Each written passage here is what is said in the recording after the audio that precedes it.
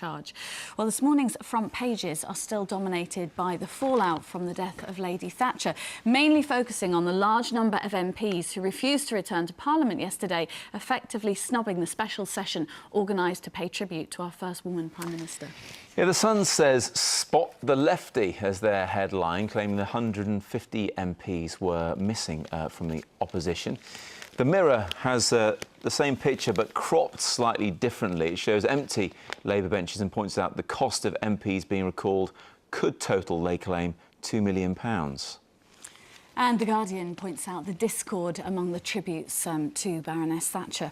Well, let's talk to our political editor, Sue Jameson, who's in Westminster for us. Sue, a lot of praise and respect for Baroness Thatcher, with the Prime Minister and Ed Miliband, I think, trying to set the tone, but a lot of harsh criticism yesterday too.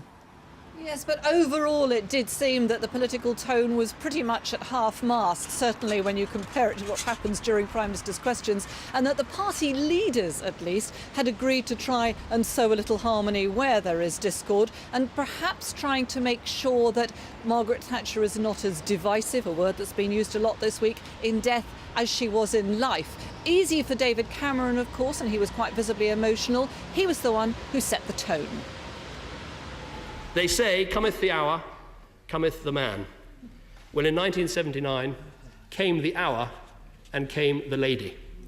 She made the political weather, she made history, and let this be her epitaph, that she made our country great again. Bit harder for the other leaders. Nick Clegg seemed to probably have his fingers crossed behind his back there. Obviously, Ed Miliband, quite a difficult balancing act there between respect and criticism, although I have to say that some of his other party members who did show up didn't quite follow his tone. Greed, selfishness, no care for the weaker, sharp elbows, sharp knees. They were the way forward. You know, it seems that the recall to Parliament isn't actually going to leave any MPs out of pocket, so just clarify that for us, will you?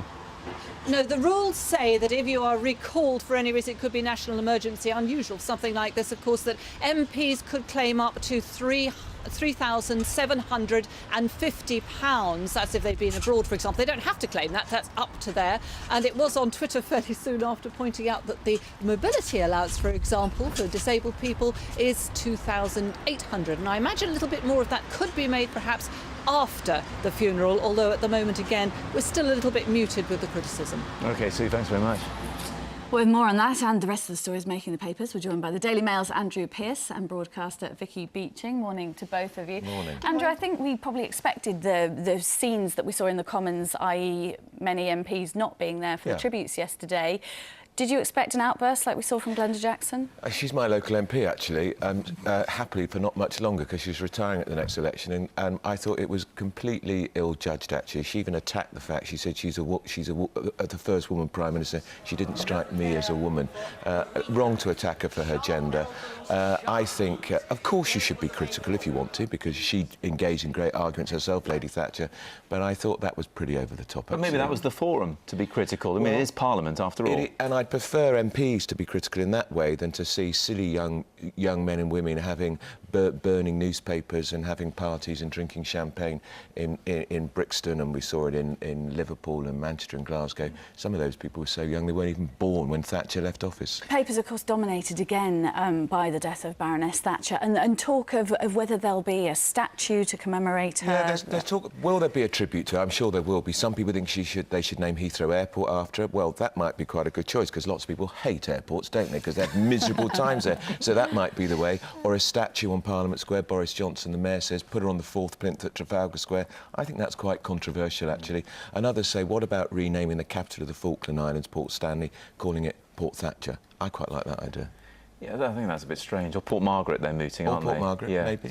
Well, we'll see, won't we? Vicky, let's talk about this story that's in the Mail today. The NHS is facing a huge payout bill after bungling treatment. I know, something completely different. So apparently £17.5 billion has had to be set aside to pay compensation claims for clinical negligence, and that is actually a seventh of the entire annual budget of the health service. And that's our money. It's our money. It is, and it's very worrying. It's up 11%. Those figures will probably go down, though, won't they? Because as we've been reporting over the last few days, legal aid for any claims against the NHS is going to be taken away in the new government changes.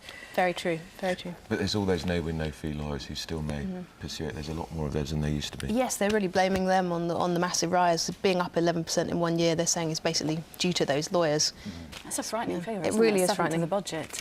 And tell us about this story in the Telegraph about advertisers making our kids obsessed with mums material and things. dads will be very interested in this letter. It's a letter been written to the Daily Telegraph by 50 experts saying advertising for children under the age of 11 should be banned on TV, radio and newspapers because it's making children very materialistic, very demanding, and it's promoted something they call pester power, and I know you as parents know all about that. I know all about pester and power. apparently it's already banned in countries like Sweden and Greece, and they're suggesting it happens here because children as young as 2 are pestering mum and dad saying, I want that too. But, you know, outside of, say, what the BBC provides for children, there is advertising around children's programmes. You think of something like Milkshake on Channel 5. Well, what do you think pays for Peppa Pig to be Andrew made? hasn't It's all the watched advertising. Milkshake. I know Milkshake very I well, have watched actually. it, yeah. I thought you were a Well, I Peppa Pig think part of fan. it for me No, is not the mine. online advertising for children. They're using a lot of cartoon characters, and I've got little nephews and nieces, and they're going online to these, kids sites, and they're just plastering, ads everywhere. And I'm worried for their sake that they're not being told that it's who you are that matters.